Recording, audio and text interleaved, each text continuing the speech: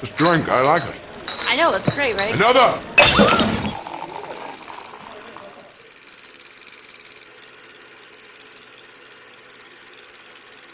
What is going on, folks? Welcome to a brand new episode of Film on Tap, where we've got the tap that never runs out. As always, I am joined by my co-hosts Nancy and Andres. How are you guys doing today? It's been a minute. Yeah, it's been quite a bit. Tired. Yeah, same. Tired. And Nancy's also got a different hair color now. Like, I feel like lots changed. Things have changed, folks. 2 weeks, so much. More than 2 weeks. Yeah, I think it's been more than 2 weeks. Yeah.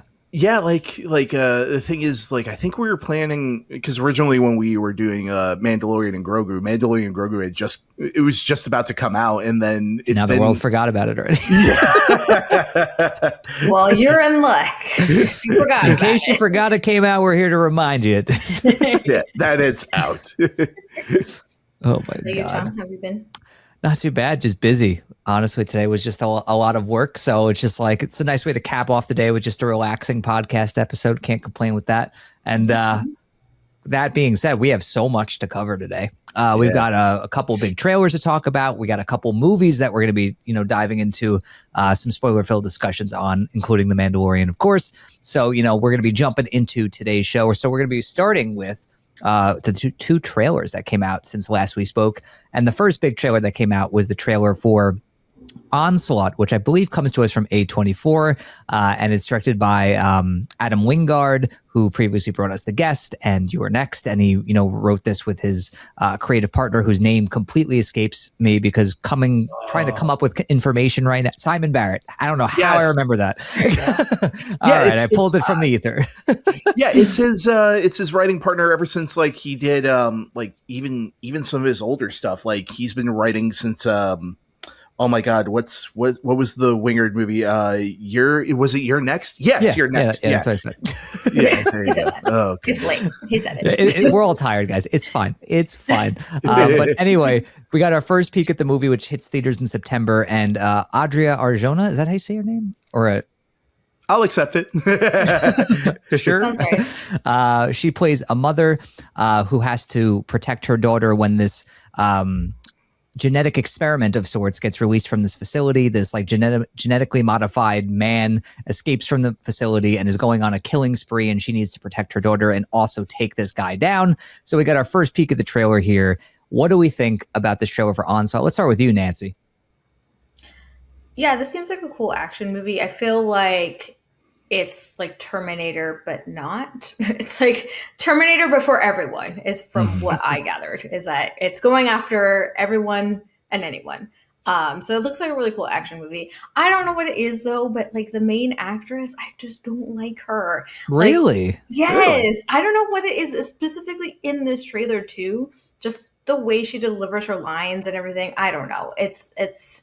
It's not for me. But oh no, wait, what was the other actress that like you just always had a problem with? The stupid one from Scream. And Melissa Barrera. I feel like you found your new Melissa Barrera.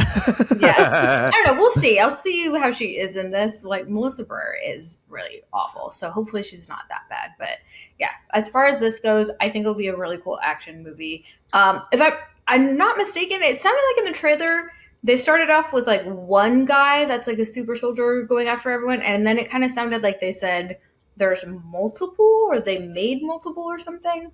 Maybe I misheard, but I think it's just like one that idea person. That it's not just one person that they made into this like heat-seeking missile, as they said.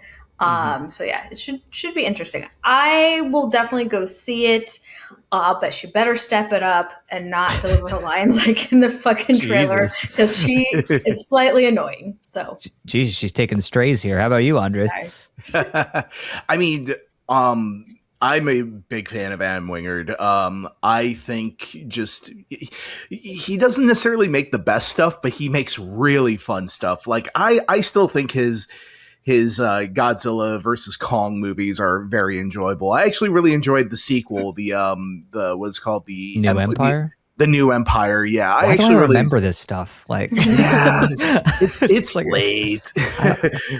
But like stuff like this trailer really brought like the Guest vibe to me. Which, if anyone hasn't seen The Guest, I highly recommend that movie, as it is one of those where you get to the halfway point and it just goes off the rails in the best way possible. And then you're just like, oh, I am totally on this ride all the way through. But yeah, no, it like, I got major vibes that this was a slasher meets The Guest.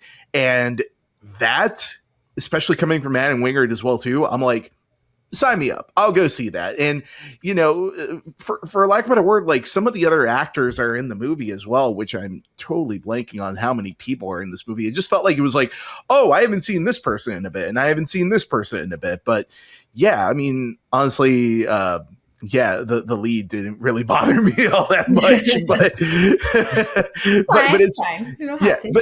but it's one of those things where there's certain actresses and certain people that that it really does kind of come off as like, you know, sometimes they feel like they're reading, like they're saying the lines, but they're not. But it's sort of like you They're know, not acting well. Yeah, I think that's well, what it's called. yeah, not acting well, but also it just Jesus feels Christ. like, oh goodness, like sometimes it feels like they're actively reading something, whereas opposed to like, you know, you feeling what they're saying. So I totally understand it with certain people, but yeah, no, this trailer, I think it's a gory good time so far. I'm gonna be looking forward to seeing this movie and doing maybe a double feature with Resident Evil as well. So yeah, I'm so on board for this one. Yeah, I mean, this is right up my alley. I mean, I love what they did with The Guest. That's genuinely one of my favorite like genre movies of the past decade. I watch it every spooky season. It's just such a delightful, underrated movie. And for Wait, years, which one's The Guest? Am I remembering? it's the one with Dan Stevens where he like plays like this supposed like vet that served with this woman's son who died in the war, and he comes home and like he seems like really nice guy, helps out the family when really he's like this murderous genetic experiment, essentially. I don't think I have not. I have not seen this.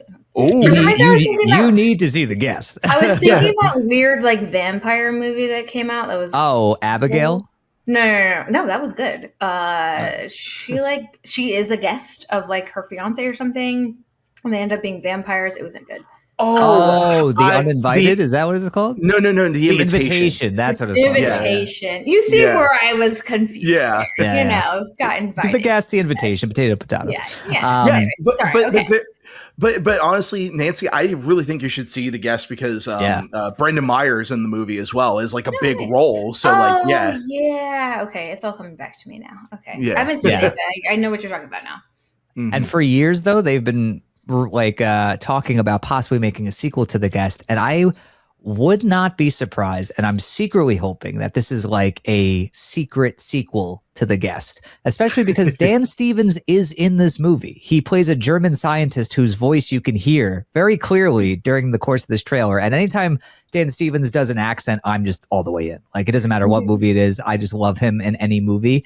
But I would not be surprised, especially because just a lot of the things that are said in the trailer, like once he starts, he can't stop. It's, you know, like in his, like, you know, whatever program or whatever it happens to be. It sounds very familiar to The Guest, where I would not be surprised if maybe it's David in disguise and now he's like kind of like part of this team that's developing this. But if it turns out to be a sequel to The Guest, like a secret sequel, I would be so amazingly happy, you know, kind of in the way that Split was like a secret sequel to Unbreakable after all those years. But even if it's not, I'm still very excited for this movie. I love the concept. I think it could be really fun. The visuals look great. You know, it looks visceral, it looks gory. It looks like a great time. And anytime Adam Wingard and Simon Barrett get together and make a genre movie like this, I think it's always going to be a fun, gory time. So I'm very excited for this movie when it hits theaters in September. September is shaping up to be a pretty good month so far. So definitely looking forward to that one for sure. Yeah, but between movies and between video games as well too. It just feels like it's going to be a really busy fall this year. Hey, I'm not complaining. Some exciting stuff.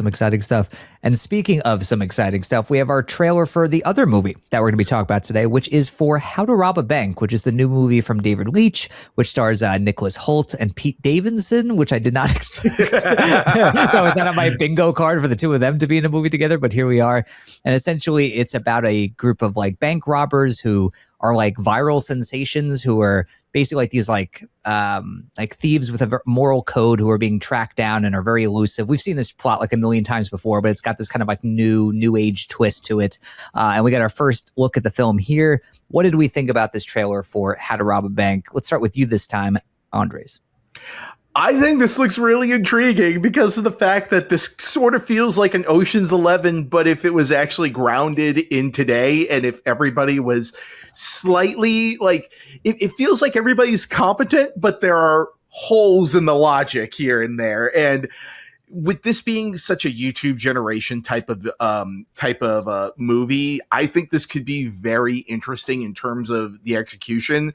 But you know, David Leitch. I mean, honestly, I'm a fan of David Leitch. Like, I know people really didn't like Bullet Train, and there was sort of a division for The Fall Guy as well too. But I actually really enjoyed both of those movies for what they were and for the tone that they were, and they were just a lot of fun. So honestly, I'm looking at this and I just go, yeah, this looks like a good time. I'm there opening day. I'm very intrigued to see what they do, and yeah, I'm sold on the concept. So yeah, that's pretty much about it.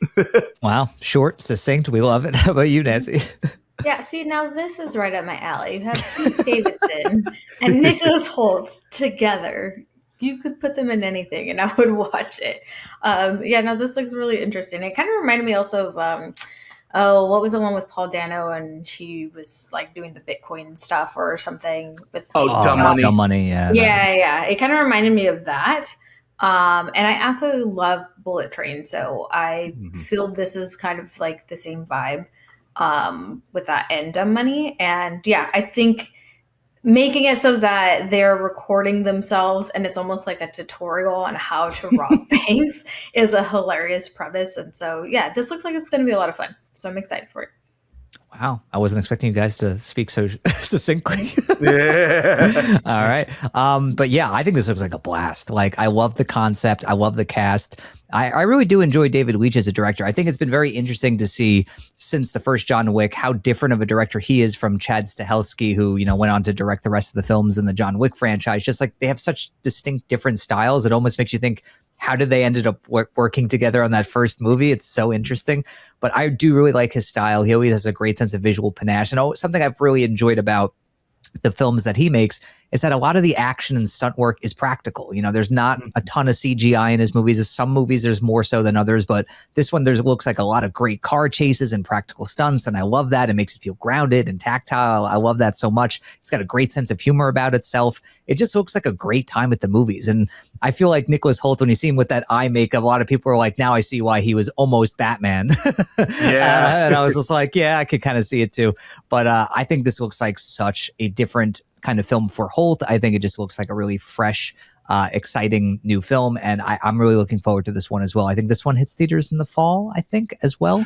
Yeah, I last I heard it was either September or August. Here we go, another fall movie, folks. It's shaping up. It is shaping up, so I'm definitely looking forward to that one. But yeah, I mean, those are pretty, pretty short, succinct thoughts on that trailer. But yeah, it just looks great. Definitely a big recommendation from the three of us here. Can't wait to see that one. But now, folks, it's time for the main course of this episode. We're going to be talking about two movies in depth here. So if you haven't seen either The Mandalorian and Grogu, and if you haven't seen Obsession, which it'd be hard for me to believe that you haven't, considering how well it's been doing at the box office, definitely steer clear of the rest of this episode because we are going to be talking spoilers about both. But if you don't care, or if you've already seen both, definitely continue listening to and watching this episode. Here we go. We're going to start with The Mandalorian and Grogu, the latest Star Wars film from Disney. Let's talk about our general thoughts about the movie, then we'll dive into a little bit of spoiler territory. But first and foremost, what did we think of this movie? Let's start with you, Nancy. What did you think of The Mandalorian and Grogu? So, first of all, just a little bit of background for our listeners here. We were thinking about not doing Mandalorian. Because of the delay and other things. However, I pushed for us to still have this because I saw this movie in 3D and 4DX and 4DX. And 4DX. So I was like, I put my body on the line for this movie. We are absolutely talking about this. 4DX. Oh my God. Honestly, Honestly, Nancy, had I known you were gonna see it in 4DX just for your sake, I would have been like, "Oh no, don't put yourself through that," because it wasn't okay. Here's the thing, because we thought we were gonna do the show. I needed to see it last minute. All the showings, it was like for some reason it was packed. It was either I can sit in the second row or I can see it this way and sit in the back and it not be so crowded. And I thought 4DX meant that your chair just rumbles a little bit and you get a little mist in your face. No. And apparently that is not the case. I freaked out. Supergirl trailer hits and I literally went, oh my God. And I said, is it going to be like that the whole time? I had no idea. And so I was holding on for dear life. I also get motion sickness very easily. I was turning to Vince and I was like, if I can't make it, you promise me you're going to watch this movie and you're going to report to me what happens in it so I can still do the show. I was so stressed out. Damn. Thankfully, it settled about halfway through in terms of like being nauseous and stuff. It was more just me being scared because I don't even like roller coasters. So it was an experience, but I was like, we're talking about this because I'm not going through all that. Way to bury the lead. You did not let us know you saw it in 4DX. Had you told us that you saw it in 4DX, we'd be like, oh, okay, no, we're absolutely talking about it. There is in no world should there ever be a moment where you went to go see a movie in 4DX and we don't talk about it, because I would feel bad about that. So there you go. So that was an experience that I won't be doing again. But you know what? I got through it and I didn't throw up. So well done. Kudos to you. You're here. You're here. Like, honestly, 4DX, it just feels like I've never seen a movie in 4DX. I don't know. I will say, though, if you do enjoy roller coasters, this probably would be the movie to do it, because Mandalorian definitely felt like a side episode and there wasn't much to it other than that. So if you like roller coasters and you can handle the motion, don't get motion sickness, this is probably actually the movie to do it in. So yeah, go for it, Tom. You can go ahead and go see it in 4DX now. Nah, I'm good. The closest I ever came to seeing a movie in 4DX was, I think, Twisters, and I just missed it when it was like going out of theaters. I was like, if there's one I'm going to do it for, I feel like this would be the one. But of course, as soon as I decided I'm going to do it, it leaves theaters. So there it is. It was only in theaters, or it was only in 4DX for like 5 days before the next Disney movie came in and overtook it. Because I was looking to see Twisters in 4DX. You think they were like, "This is a bad idea, guys"? this no, is a horrible idea. No, they actually like brought it back for like a limited run because people really wanted to see it in 4DX, and again, missed that too. So, oh no, yeah. What can I say? I really got timing knocked down. Well, we have the Mandalorian. You can always go. You can keep your Mandalorian. This is not the way. So yeah, I would say it added to the experience of the movie. Other than that, it felt like a little side episode. It was fun. I liked it. There was some definite acting choices that we can get into, but yeah, there was one in particular where I was like, I don't understand where we're going with this. But yeah, overall, I thought it was fun. It was fine. I don't know. Just felt like a little side quest. Felt like another TV episode as a movie. Let's put that on the poster. It was fine. How about you, Andres? Well, as a big Star Wars fan myself, and here's the thing: is that I feel like The Mandalorian kind of took on a life of its own when the story for season 1 and season 2 were just fine, and then season 3 just kind of went off a cliff in terms of the quality, and I kind of felt like, I don't know if they're going to recapture that magic with season 4 or even with this movie in particular. But being a fan of Jon Favreau and knowing the dude can direct action, I was slightly starting to get my hopes up. And then I went to go see the movie. I actually saw it in IMAX, which this is also one of the few movies that's actually shot for the 70 millimeter as well too. So it was kind of a treat to go to the IMAX, and all of a sudden it's like, oh, they actually really did commit to shooting the movie in IMAX. So I thought that was cool. having said that, it's a great technical looking movie. I was really intrigued by all the practical effects that were there. I also really loved the sort of Harryhausen effects of, you know, the robots, how they kind of look stop motion-y. And I thought that was all really cool. And it really did feel like a pulp version of a Star Wars story. Like, it felt like one of those like extended universe books where it's like, oh, it's not technically a part of the canon, but it's kind of a small little piece that's happening on the other side of the galaxy that doesn't really have much stakes. Can I ask, is it, because I've only saw the first season of Mandalorian, I didn't watch after that. Is it at all related to the most recent, or is it literally like a little side quest that they do? It's definitely connected to season 3, but it feels very much like if you've never seen season 3 or season 2, you could still pick this up fairly so. I mean, like, I don't feel that there was any big things that was like, oh, if you've not seen any of the seasons, you will not be able to pick this up. Like, it felt very much like a day in the life of the Mandalorian. Okay, well, and that's what I was gonna say, is that I almost feel like that hinders the movie, because then it feels like that, like a day in the life. Like, they're just going on this little side quest, because I feel like they want to get the people who haven't been watching and following it, they want those people in the seats as well. So I was able to follow it perfectly fine. But again, it just feels so disconnected, because it feels like it's little, like, own little pocket thing. So it almost, I feel like any TV show going to a movie, like, it feels like it's rarely done right. It always feels kind of like this side thing that isn't connected really well. The only one that I feel actually ever truly transitioned from the small screen to the big screen, off the top of my head, was Firefly Serenity. I felt like they actually gave that story the budget that we always wanted. And then also on top of that, seeing the Reavers for the first time, you were like, oh yeah, this is absolutely what a full-on feature film version of this looks like. However, with Mandalorian and Grogu, I kind of felt that the stakes were a little too low, to the point where it made no difference in terms of any of the emotional attachment whatsoever. It just felt like an extended season of The Mandalorian, which can be good to a certain extent, but it just felt like they were playing it so safe. And when it's like that, it sort of just feels, at the end of the day, it's very serviceable.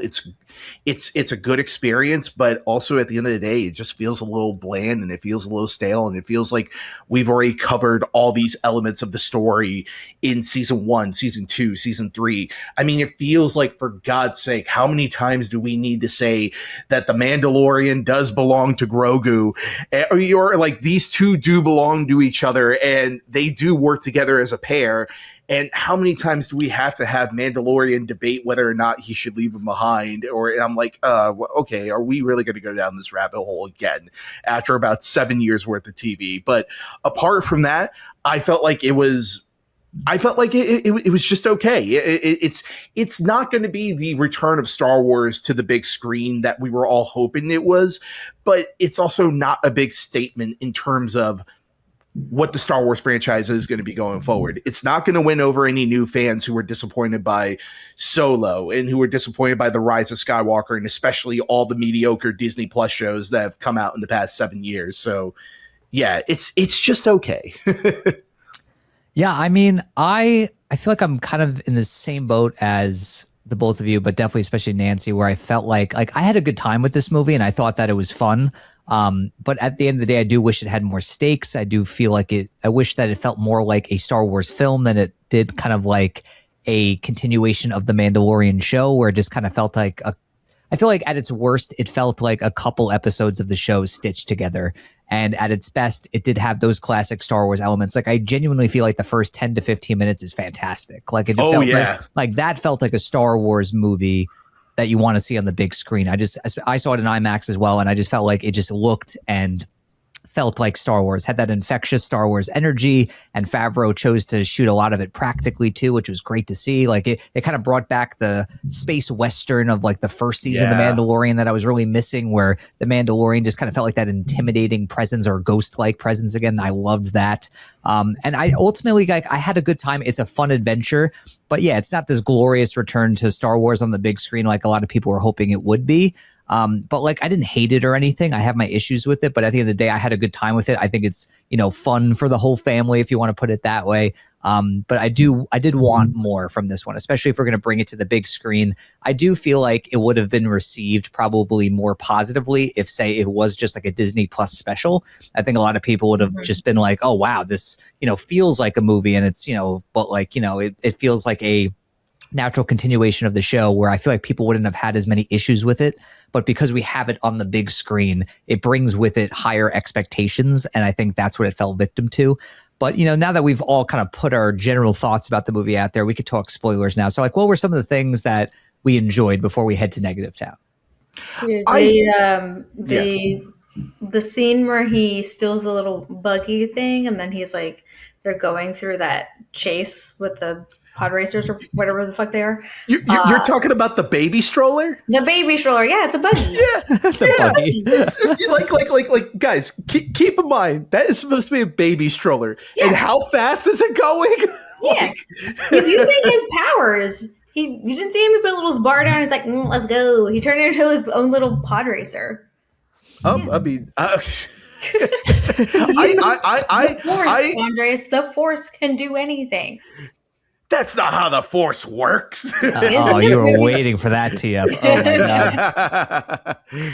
But yeah, that one was rough in 40X, I must say. But it was really good. Again, if you want like a roller coaster experience, like go see that. That scene was really good in that. Yeah, I like that scene. Yeah.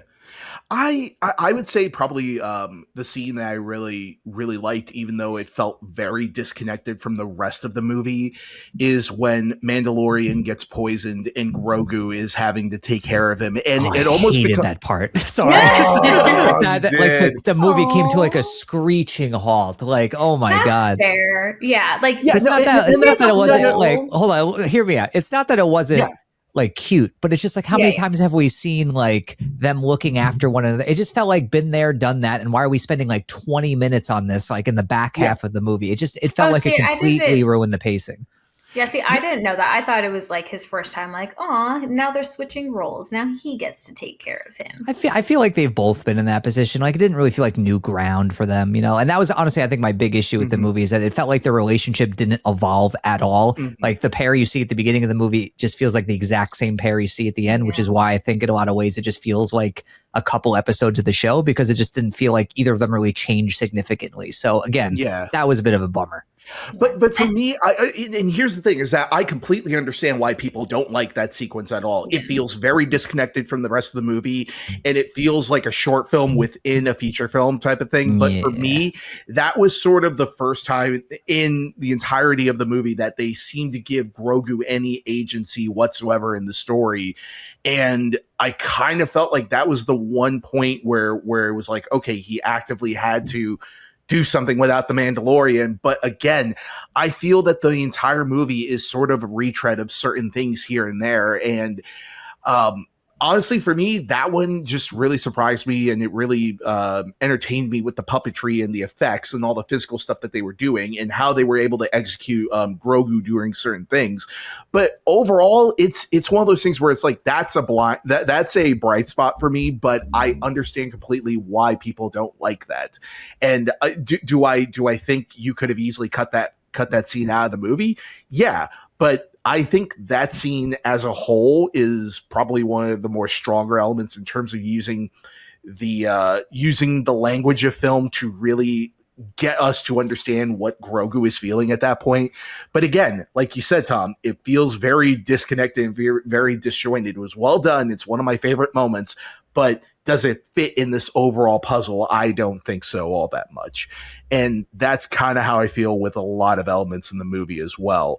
But for me, that was probably one of my favorite parts. But just to throw one more in there, the really quick scene in the very beginning when when Grogu and Mandalorian are in the AT-AT and it's about to blow up, and then Grogu just is doing the bum bum bum bum bum bum, and then all of a sudden he's just not paying attention. He's like bum bum bum bum bum bum. It's like, I got it. Yeah. It's like, oh, we'll be out. It's fine. But like, yeah, that to me felt like the most pulpiest elements of the story. But yeah, that we'll go on to talk about some of my negatives more later on. But Tom, what do you feel was one of your favorite parts of the movie?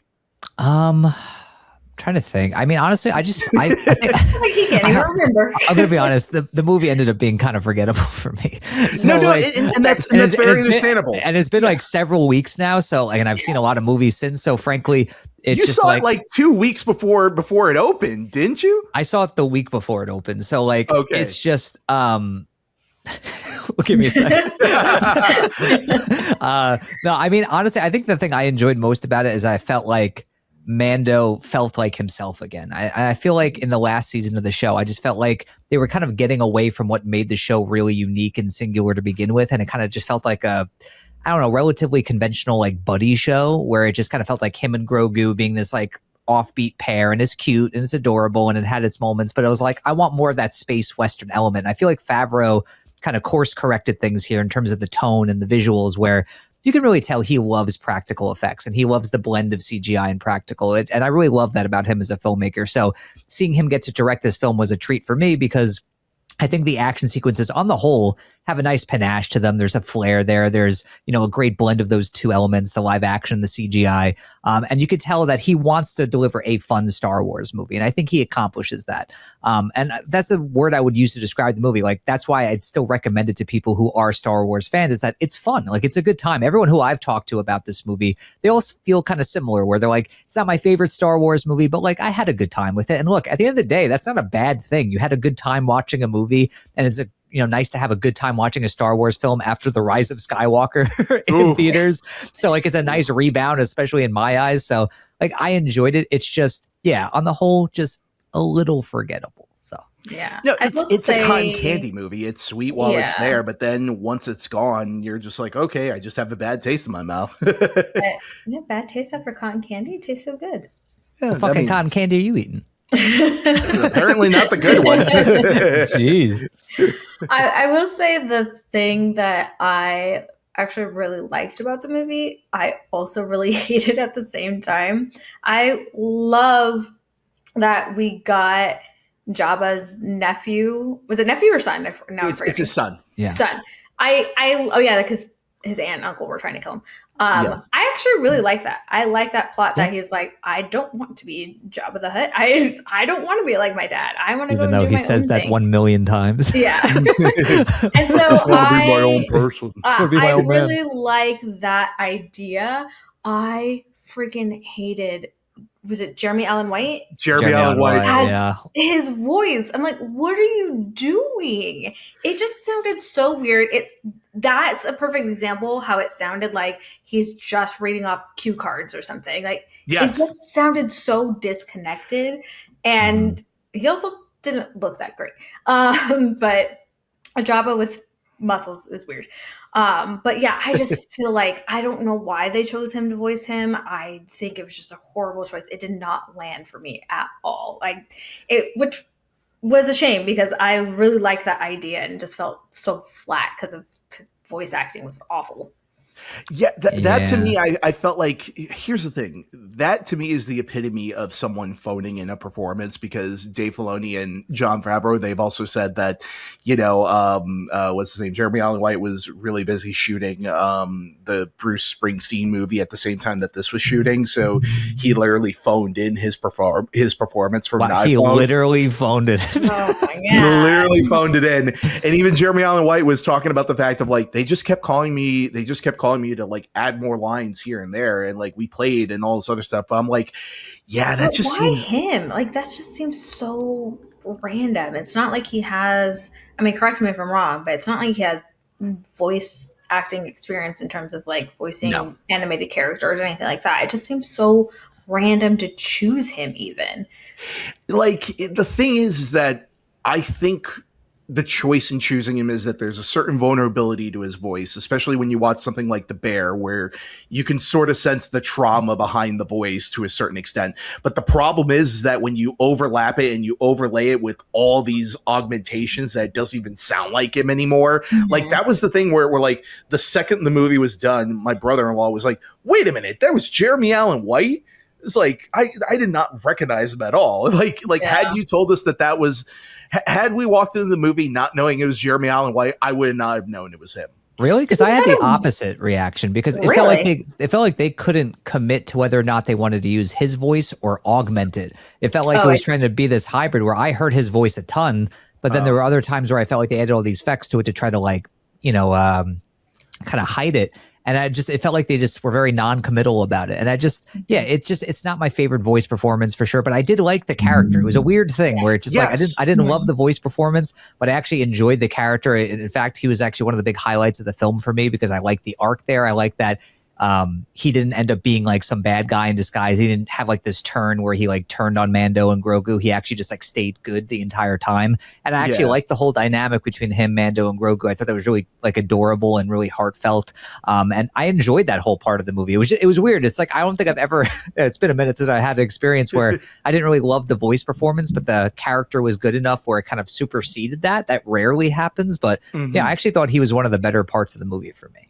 Good eye, freedom. Yeah, sure. Wow, what? Like, how many fucking? Why does your Rod of the Hutt sound like Buffalo Bill? Word a minute. Yeah, that's pretty much it. I could have voiced Rod of the Hutt, so there you go. But also, speaking of performances, I'm sorry, but I love Sigourney Weaver, but she did not want to be here. She's fine. I'm sorry, but she did not want to be in this movie. It was such a flat performance. Like, it just felt like she was just there. Like, I don't know. It was just like, I know you can act, Sigourney. Like, what are we doing here? And I've talked to other people. I was like, am I crazy? And they're like, no, I couldn't believe that, like, she was that bad in the movie. And I was like, yeah, I don't know. It was just, that was a bummer. It's a nothing role as well too. Like, I think an actor is only as strong as the material that they are given, and Sigourney basically just there was so many questionable things in the dialogue, so many questionable things just even character wise as well too. It's like, wait a minute, so you as the leader of the rebellion now, you guys are saying that you want to side with the Hutts, to like form new alliances and shit like that. And I'm like, you think that the guys who tried to kill Luke Skywalker, this, and also all the stuff from all the trilogy films has happened as well. So it's like everything that the Hutts have done previously, you think these guys are going to be good all of a sudden now? No, of course they're going to fucking betray you. And I just love the fact that she's like, yeah, so, what's his name? Rada's captor is like, so we found out that he was actually playing both sides, and he was actually going to turn us over to the Hutts. I'm like, oh, big shocker, really? Fucking Sigourney Weaver, Jesus Christ. Well, I almost wonder if, like, honestly, like, did she really watch The Mandalorian? Is she really caught up on all the Star Wars? Because especially her scenes are so disconnected from the rest of the movie. I almost feel like she's like, I don't know what the fuck I'm doing here. Like, there's some creature over there, there's something over here, and I have these lines. I'm not quite sure how they all connect, and I feel like maybe that's why her performance was so blah. It's just like, kind of like a little side character. Yeah, there was really no urgency to her role as well too. So it was so forgettable in so many aspects. Just like the movie. Yeah. I mean, I feel like that kind of nicely transitions into like, what would be our final thoughts about the movie before we transition to the big movie we need to talk about for sure. Yeah. Take your kids to see it. It's fun time. And if you like roller coasters, go see it in 4DX.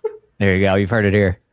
Yeah, it's probably the least offensive Star Wars movie out of the bunch, but it doesn't mean that it's not without its faults and that it's not without its problems. It's a movie that was so afraid of taking risks that it played it so safe to the point where it barely feels like it's Star Wars again. And it doesn't feel like the bold statement of, this is Lucasfilm, we're back, we're under Dave Filoni now.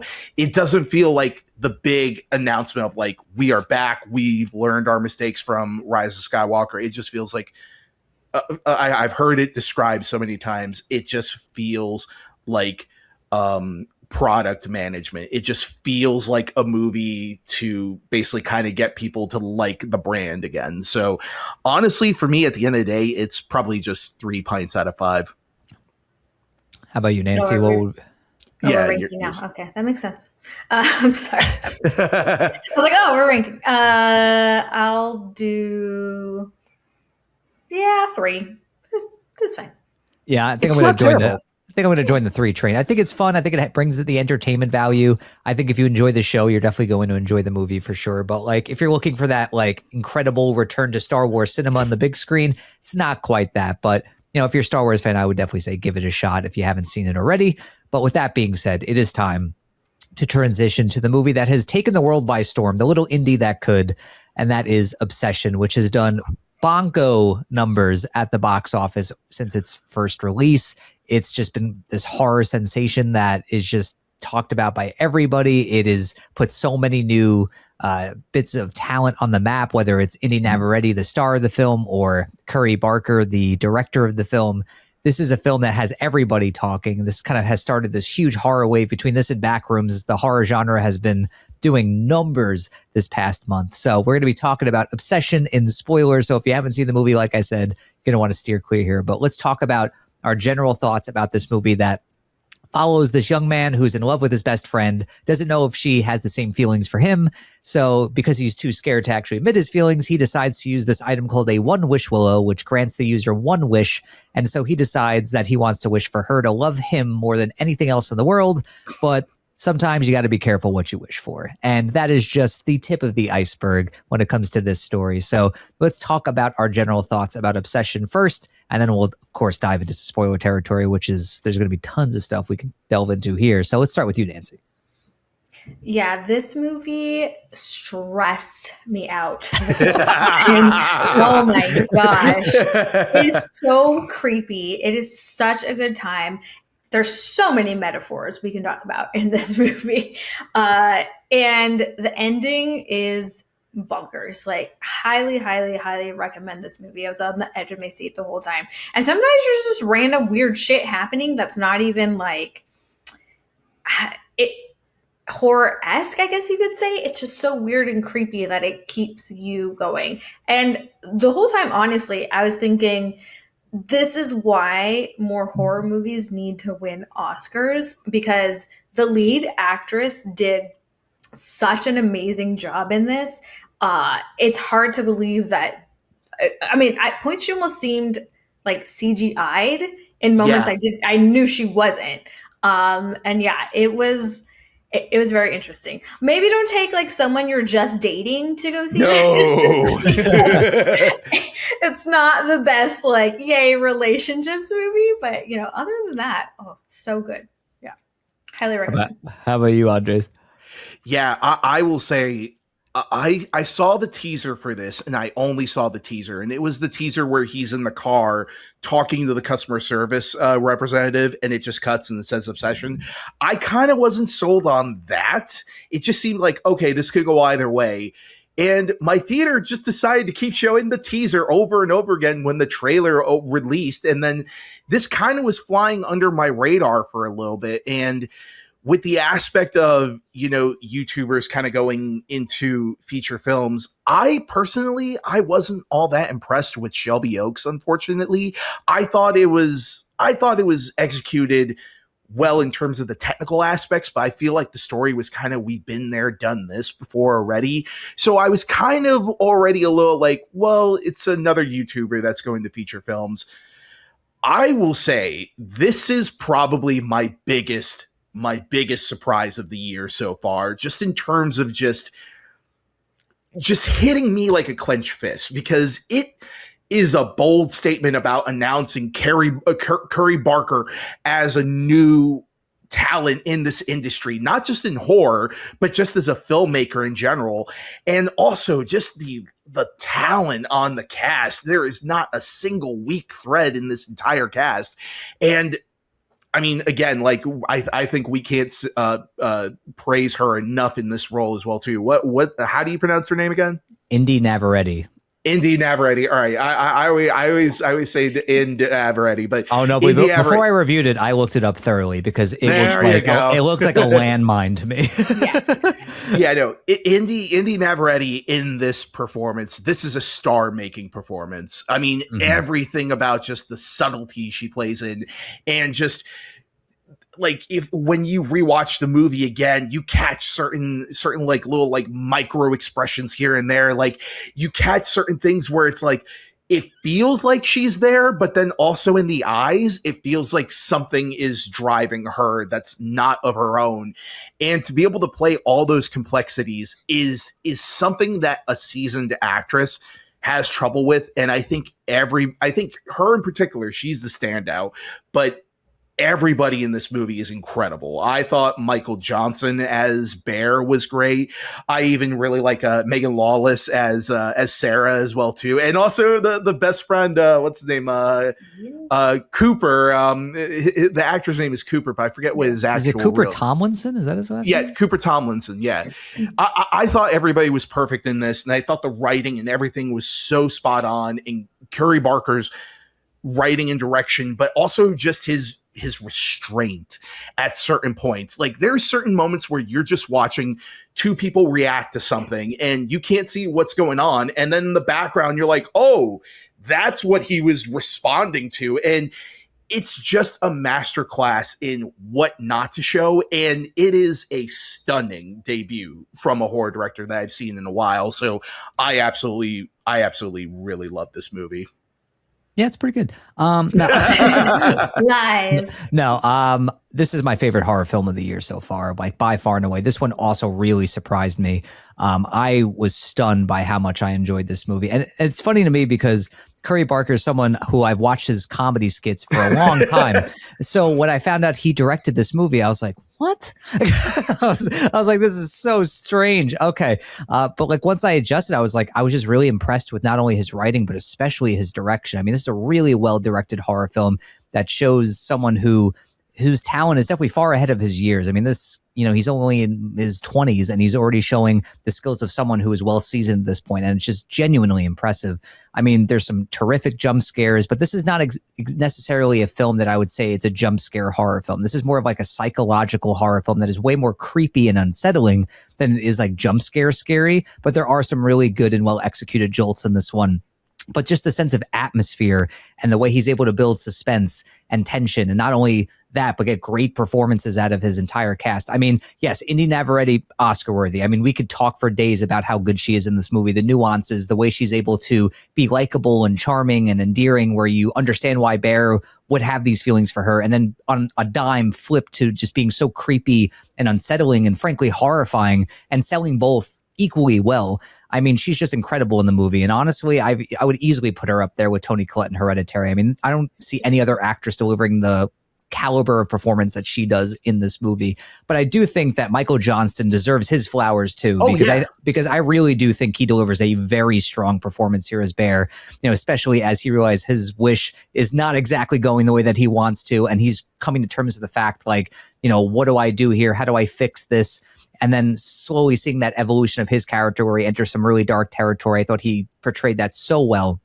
But I have to say, for a movie that was made for less than $1 million, the cinematography and just how this movie looks and feels like a movie that was made for $30-40 million. Like, that's how good it looks. So it just shows you, just when you have good talent, you have a good script, you have great cast, you can make something that is, low budget like that feel big budget. And it's just, overall, it's just a great freaking horror movie, and one that I've loved talking about with friends and family. It's just been so great. But yeah, we definitely need to talk spoilers. There's so many great things and great scenes in this one, great little moments that we should talk about. So I don't know which ones stand out to you guys, what you want to throw out there. So two things. One, I just want to say that Con sent me something earlier that Max Crosby, who's the best defensive guy on the Raiders, some would say the league. He went and took the defensive line and the rookies to go see this movie as like I heard about that. Yeah. Yeah, I think Janoid also was like, "Oh, okay, trauma bonding. Like that's how you get a team together." I was like, "Oh man, I can imagine seeing like renting out a whole theater and seeing this with your friends. Like that sounds amazing." No, I have a buddy who apparently he went to see it high with his two friends, and apparently his two friends had to leave the theater because the movie was like stressing them out so much. I would never. That sounds so stressful, right? Like, why would you want to go high to that movie? Like, but the one thing I love is that this movie is causing anxiety, and there's not necessarily gory moments until close to the end of the movie. Yeah. It's all played on just like you're on the edge of your seat in terms of what Bear is going to say from moment to moment, because you know that that Nikki is nuts, is absolutely nuts, but it's not her fault at all. It's because of the fact he really haphazardly made his wish, and that's the entire key, is that he's not good at communication at all. That leads me to the second thing I was going to say. I almost feel like, bear with me, I almost feel like there's a parallel to 500 Days of Summer in the sense of, as that movie went on in years, people started realizing that, I think his name is Tom. Sorry, is it Tom? It is, unfortunately. Sorry, Tom. Sorry. Yeah, that he is actually problematic in that movie. Like everyone's like, oh, he loves her so much, and then da da da. Yeah. And I feel like it's similar in this movie of, it's called Obsession, but we also, let's not forget that he was kind of obsessed with her in the beginning. And one thing I've heard someone else say, which I loved, is as much as guys want to say, like, I'm out of here, friend zone them, guys also girlfriend zone females before they even like have a chance to like get to know the guy. And I feel like, even though they were good friends, I feel like he was kind of obsessed with her and kind of built this thing in his head, even though there's signs in the very beginning that she's not interested. You're trying to take her home and she says, ew, no, don't say it like that. It's like, it's very obvious that she's not into him. And on top of that, she toys with him, I feel like, right before she switches, of like, oh, well, if you just like me, tell me now's your chance.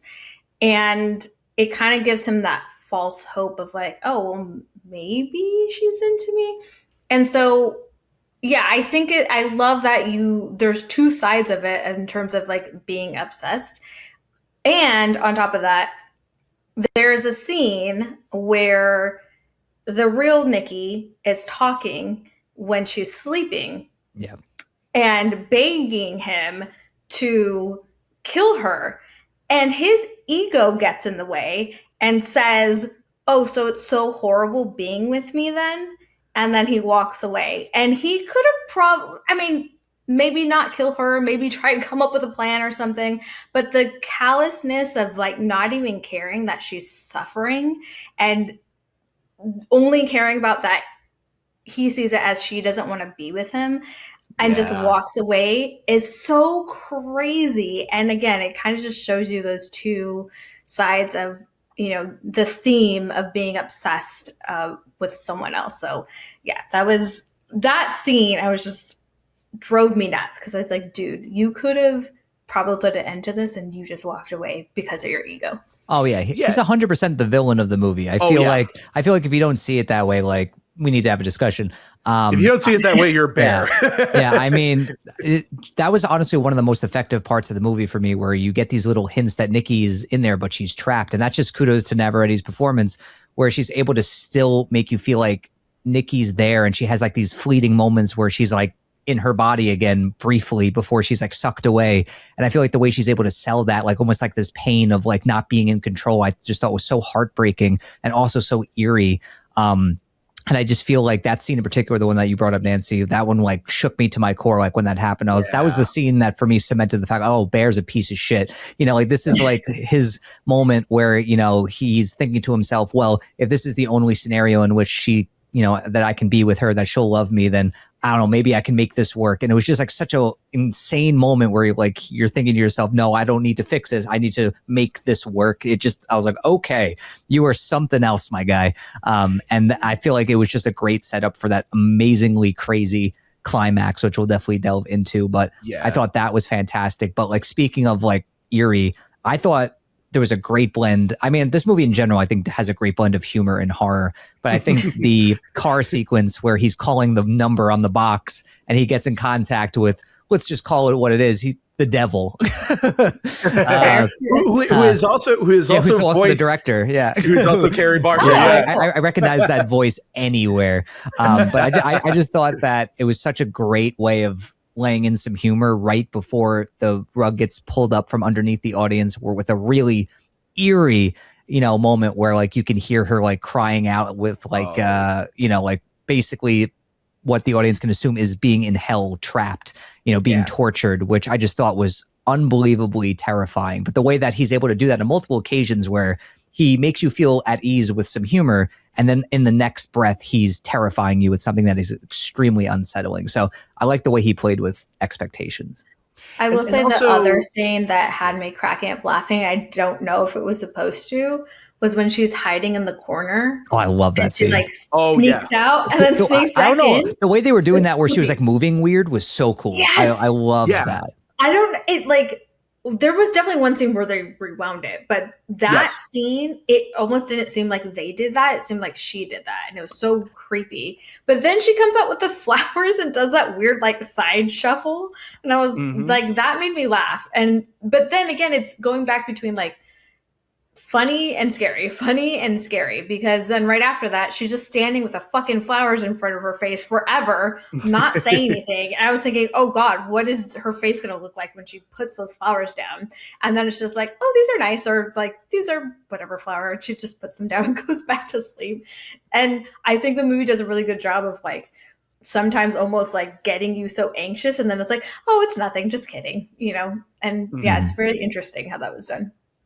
Yeah, and probably for me, one of my favorite aspects about the movie is just the writing of all the characters in general. I mean, like, everyone just feels so textured in terms of everybody. Once you've seen the movie once and you go back and rewatch them, you can clearly tell that each of these people have a different want. And the big thing with, even the character like Sarah as well, too, where it's like, she's kind of like, from the very beginning, I just knew that she absolutely really does like Bear for who he is, because of the fact, like, Nikki is just about like kind of living in that moment and kind of having fun and all that other stuff. And, he did admit that, hey, my cat died and I kind of don't want to go out. And then the minute that Sarah hears that, she gives him a hug and she tells him, like, if you need anything, I'm there, and all that other stuff. Like, she's truly being someone warm. And it's not necessarily that Nikki is not that, but Nikki, to a certain extent, she's not as interested in him as he is very much interested in her. But I love the element that with the writing in general, that Nikki has a moment. I believe it's Nikki who says that if I like someone, you'll never know. And that's the thing, is that, and it plays into the reveal that her and Cooper have been sleeping together for 2 years straight, and he had no idea, and neither did Sarah, until all of a sudden they were talking about it. And I just thought that was a really, really interesting way of sort of kind of planting more seeds that Bear has done something. I feel like if you have ever been screwed over by someone or had a traumatic experience in a relationship, you would have sniffed that out right away. Because I knew from the very beginning, I was like, they're fucking, and I know it. Yeah. And I was like, knew it.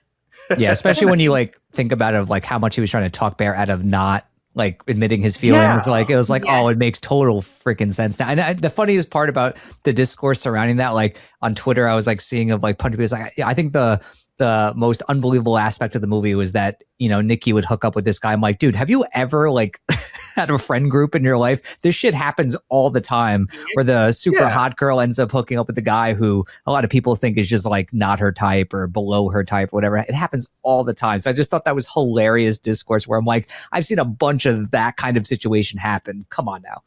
Yeah, confidence goes a long way, guys.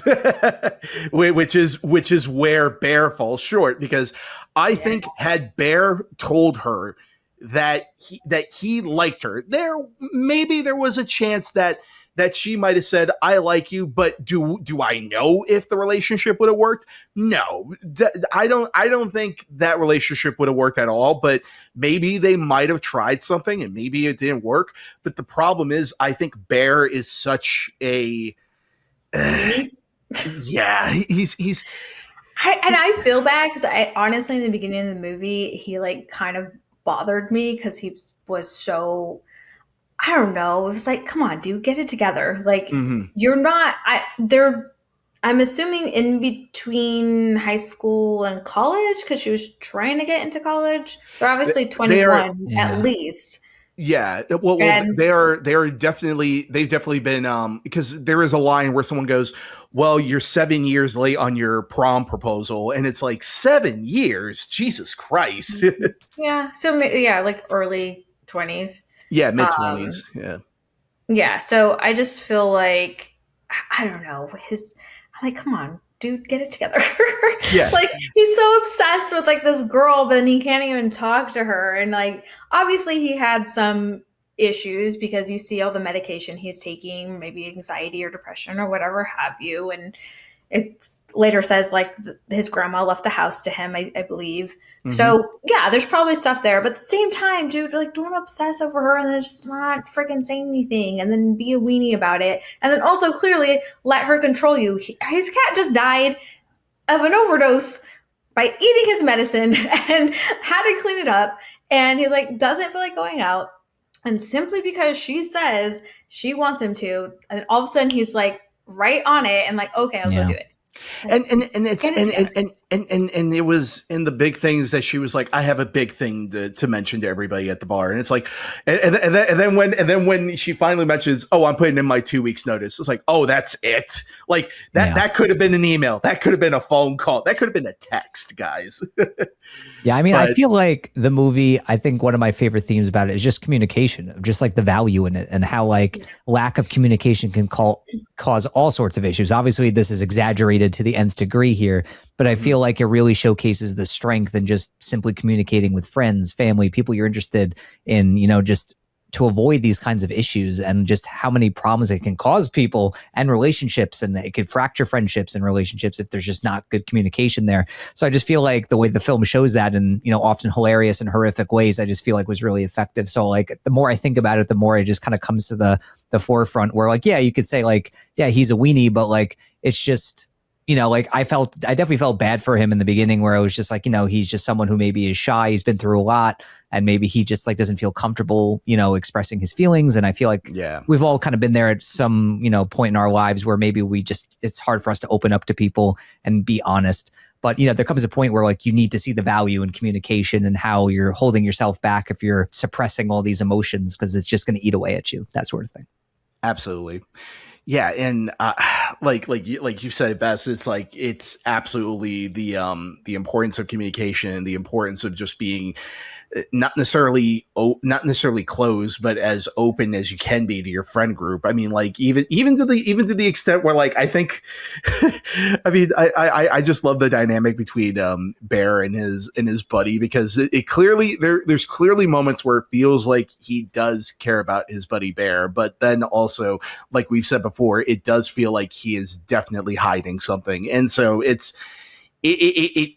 with every single one of the characters, it feels like everyone is hiding one particular piece of information from all four of these people in this friend group, and just seeing how that comes out in so many different ways, that just it's such a textured script for me. I really enjoyed that aspect. How about that party scene?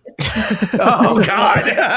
Oh my God. I was on the edge of my seat. I mean, honestly, this movie just kind of like kept me clenched the entire time, where I just genuinely, as soon as she like switched, that's like when my whole body just kind of like got tense, and I just felt like it never really let up until the end. But especially that party scene, I genuinely didn't know where it was going to go next, especially when she started doing that frowny face. I was like, oh shit. I was like, I love that, because I feel like they took a toxic girlfriend and turned it up like by 100, right? Because how many, like, I know I'm a female, we do this sometimes, but how many times have like you've seen a jealous girlfriend and they're just like pouting in the corner because you like looked at someone else, or just because like you pull a Jenga block that says kiss the person to your left. Obviously he wasn't going to do it, but immediately and that part cracked me up, where she just like grabbed her chair and like slowly such a great scene. That was like I like the fact that the gore in this movie felt like earned. It wasn't just there to be gimmicky or to be like gross out and in your face. Like, it really packs a punch because the build up to it is so effective, like that. And then the car scene with Sarah, I think is her name in the movie. Like, you knew that at some point a car window was going to break, like, especially the way it was framed. I was like, when is it going to happen? And still it made me jump because just the way he built up to it was so effective.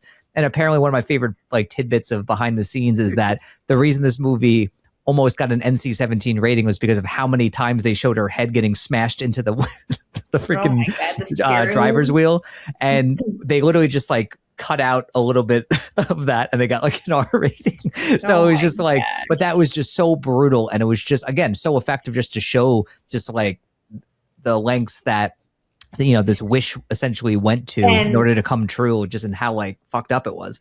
Well, and calculated that it was, because it wasn't like she broke the window and hit her in the head. She broke the window with a brick, then put the brick on the steering wheel, and then smashed her head into the brick. Like, that's so calculated and evil. It made the movie so much better. And also just even the aspect of when Nikki goes, don't worry, I'll take care of the body. And then you find out what she did with the body. She took the scalp off and like drew the tattoos on her exactly how it was. I was like, this is I don't think she didn't have a scalp left. I thought she peeled something. Yeah. I think it was her clothes. I don't know. I'm pretty sure it was her clothes, but I don't know. Yeah. I mean, the body is there, and it's it's there. I will say, though, one of my favorite moments in the movie is where, like, he's, Bear is losing it, and he goes to his best friend. He's like, here, I need you to make a wish because I can't anymore. Like, you need to wish that, like, that this wish, that she doesn't love me anymore. And he wishes for like $1 million or whatever, and the money just falls. And I just thought that was such a great freaking moment. I love that. And what I love about that is that, in my mind, it was more of a monkey paw situation where no matter what you wish, you're kind of screwed, right? Where it's like, oh, if I wish I had a house, then like someone else dies and they leave me the house and da da da. So I love that they didn't go that route, that it was purely because his wish was stupid the way he worded it. Because you see the store clerk later on where he's like, I was just about and I'm great. Like, I did it correctly. This is amazing. And same thing with the money. It wasn't like he wished for $1 billion and like, oh, he had to go get a lottery ticket, or like, again, someone died and left him the money. It was just like, boom, money is there. So I love that it really is predicated on, he just made a stupid ass wish with bad wording. And had he thought about it more, he would have probably been fine. Yeah. I just thought of the genie in Aladdin, where it's like, listen, you have to be very clear on everything with your wish. All right. Yeah. There's a lot of gray area. Yeah. Speaking of like the resolution of the wish, we got to talk about the ending, which I think is one of the better endings in a horror movie I've seen in quite some time, which is so haunting. Honestly, it feels like the horror version of Call Me by Your Name ending, where it's just like, but like, oh man. But like basically where it just feels like you're just sitting there with the credits, and it's just like, it's so horrifying because of what you're hearing and where you are.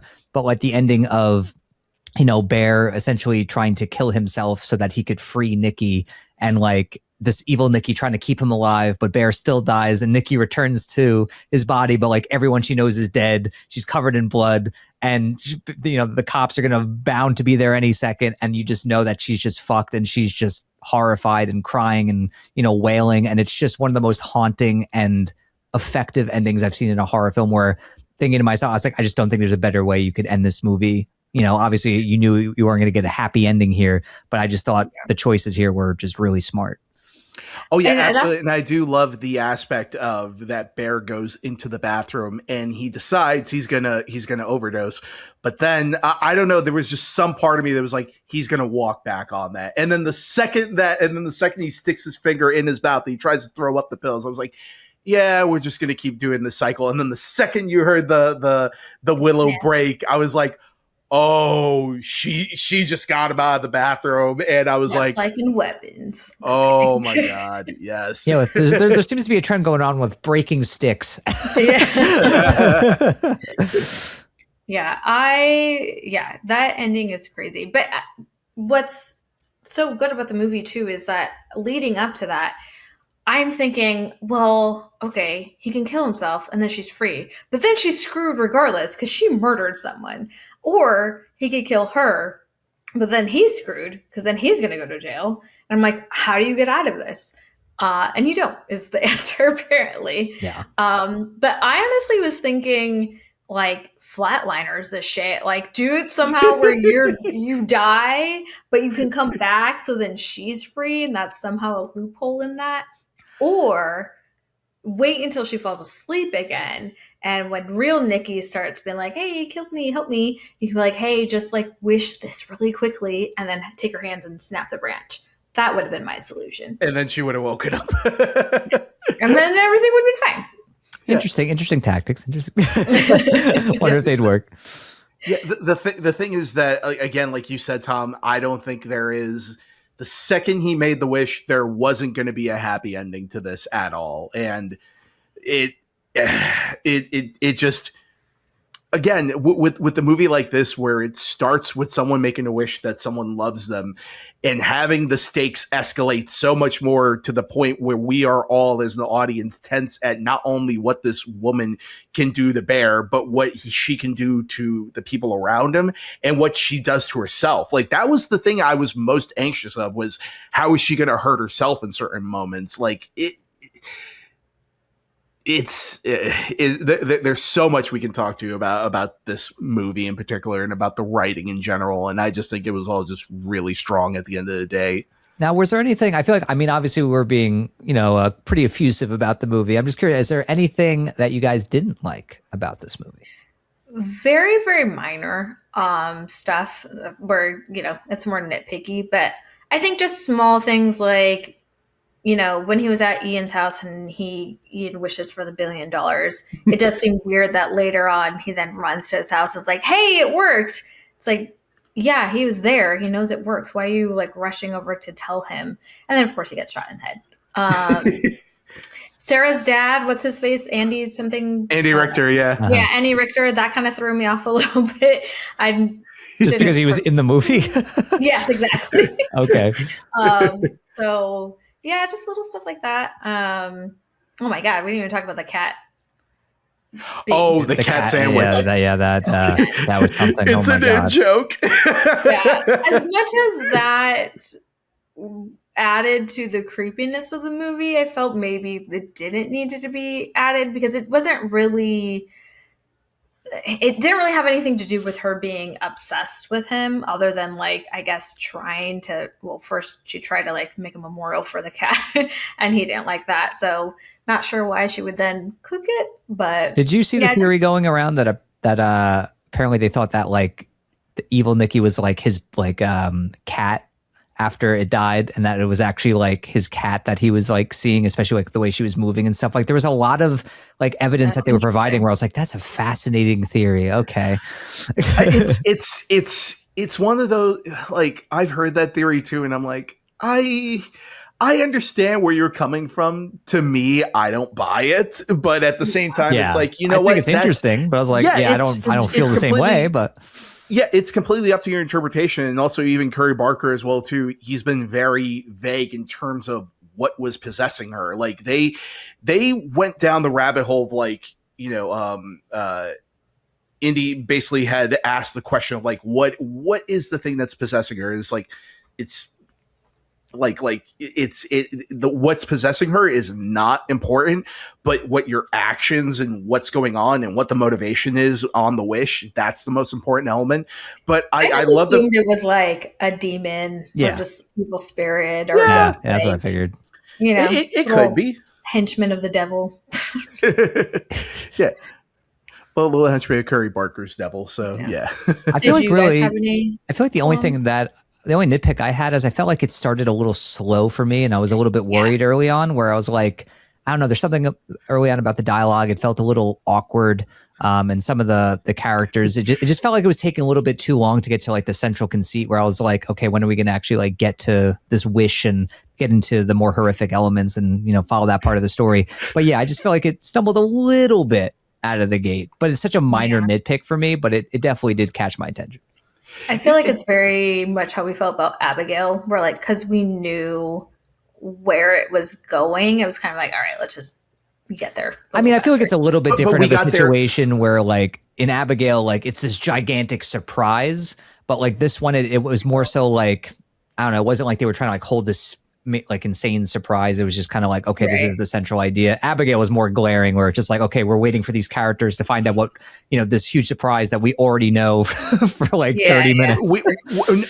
Like we're waiting for an hour before the vampirism comes in. And then once it comes in, it just goes way too fast at certain points. But for me, I think the buildup, even though that is still like, again, that could be considered maybe a nitpick for me at best.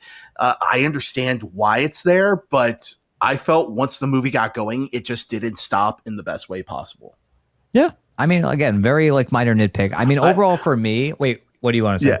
No, I was about to say one thing. The second that the movie opened and you opened with Bear finding his cat has overdosed on the pills and all that other stuff, I will shit you not. I literally had to walk all the way back over to the movie theater because I needed to check my little Ring camera, because we had just started not leaving Brody in the cage because we don't want to keep him caged up for like 2 or 3 hours. And then the second we saw that, I was like, I gotta head to the back where I won't disturb people. And Brody, you better not be eating anything.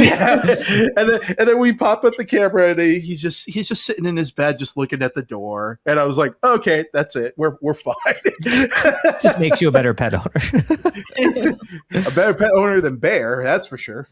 Yeah. Well, don't say that. I mean, it wasn't like he didn't know. It wasn't his fault. What came after was. I'm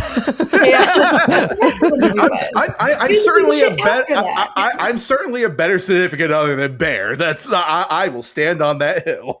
Yeah. But I would say overall for me, if I were to give this a rating, I'm going to give it 4.5 out of 5. Like I said, one of my favorite films of the year, definitely the best horror film I've seen so far this year. I cannot wait to see what Curry Barker does next. His next film is already in the can. I think it's called Anything But Ghosts, and Bryce Dallas Howard's in it. And it sounds fantastic. I can't wait to see that. And apparently there's a little in-joke about this movie in there where there's like a news report where there's like a triple homicide to kind of like let you know it's in the obsession world, which I think is kind of cool. So I really can't wait to see what he does next. Hopefully lightning can strike twice. He doesn't seem like the kind of filmmaker that would have some sophomore slump, hoping for the best. But yeah, this definitely puts him on the map for sure. And this is the horror movie to beat this year in my eyes.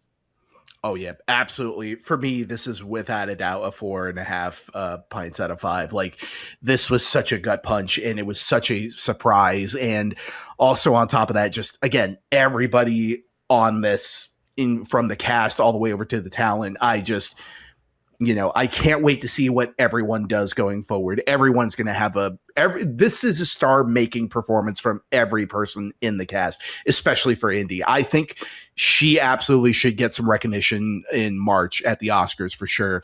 But Curry Barker, I can't wait to see what he comes up with next. Also, I'm so fucking excited for the fact he is going to be directing the next Texas Chainsaw movie. Cool. Yeah, I'm like, oh, fuck yeah, I want to see that. But yeah, Obsession, it is. I don't think there's any way we can oversell it by this point. It is exactly the movie that we should be championing in the box office in these days where we get something like Mandalorian and Grogu, but this is truly something where it has a vision and it feels something new. So go check it out. Yeah. I love that you're saying it's something new, because I feel like the plot itself, in terms of like making a wish and it going wrong, has been done so many times. So the fact that he can take that's been done so many times and make it so unique is amazing. And this movie definitely deserves 4.5 stars. Go see it It's over and pints. over again. Pints. 4.5 pints. Thank you. Late. We got to stay on brand, guys. I'm tired. Yes, 4.5 pints. But yes, definitely go see this. And I honestly hope with more movies that he does, that he sticks to bringing on unknown actors, or little known actors, and not really go the route of bringing bigger names as he gets more movies, because I think that really, really helped this movie a lot as well. So yeah, go see it. 4.5. I think pints. Aaron Paul's in his next movie too. I think it's Aaron Paul and Bryce Dallas. Yeah, I can't wait to see what they do next. That's gonna be. I mean, he's already kind of working with bigger stars, but I'm sure. But I know he's still working with his buddy too, Cooper, who's going to be in the next one too. So he definitely has his creative partner there. But yeah, so let us know in the comments what you thought about these two movies: Obsession, Mandalorian, and Grogu. What you thought about the trailers for How to Rob a Bank and Onslaught. Let us know what you thought of all of these things down below. We definitely want to hear your thoughts. As always, thank you for tuning into this episode, whether you watched it or listened to it. We appreciate you. And before we head on out, we got to let you know where you can find us on the interweb. So let's start with you, Andre. So where can the fine people find you? You can find me on Instagram and Twitter as Galagos. You can also find me on Letterboxd as Galagos. You can also find me on our mutual buddy David Jajoyan's Cinemojis YouTube page, where I edit all the matches. We should be having another one coming really soon. Unfortunately, because of the fact I'm now unemployed, I've had more time to edit. So I've actually just edited 2 video essays for Film Speak, Tom. Oh, nice. So yeah, I just edited the Mando and Grogu video essay, which I thought was great, but I am really proud of my James Bond 007 First Light video essay that game is so good. Have you played it yet? Oh my God. It's the best Bond game ever. Go play it, guys. It's so good. I've honestly been putting off, I think, playing the last mission. So oh man, because I don't want it to end. Yeah, but go check that out on the Film Speak YouTube page as well too. I'm very proud of that James Bond edit. I sincerely think it's probably one of the best things I've edited. So go check that out. Very nice. Nancy? You can find me at PL_Bandaid on Twitter, Instagram, and here in the comments. And that's it for tonight. It's short, or it's late, and I'm keeping it short. I'm tired. We're all tired. And if you are looking for me, guys, you can find me on Twitter and Instagram and YouTube at Tom Chattelbash.